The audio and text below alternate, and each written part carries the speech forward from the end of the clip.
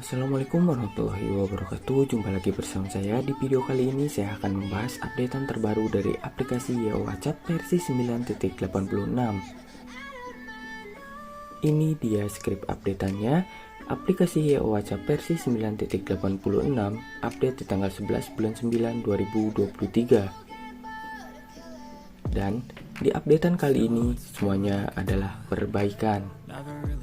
Di versi sebelumnya dari aplikasi YO WhatsApp versi 9.85 masih ada fitur terbaru yang ditambahkan. Dan untuk di versi 9.86 semuanya perbaikan dikarenakan banyaknya permasalahan di versi 9.85. Alhasil, aplikasi YO WhatsApp versi 9.86 semuanya full perbaikan, khususnya untuk pengguna Android 13 ke atas.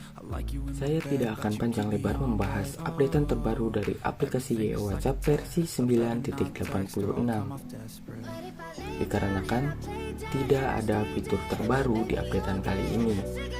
Untuk teman-teman yang menggunakan aplikasi YO WhatsApp versi 9.85, segera lakukan update ke versi 9.86 agar tidak ada masalah yang timbul di versi 9.85. Jika teman-teman masih mengalami masalah setelah update ke versi 9.86 dari aplikasi YO WhatsApp, tulis saja di kolom komentar biar kami yang menyampaikan ke pihak developer.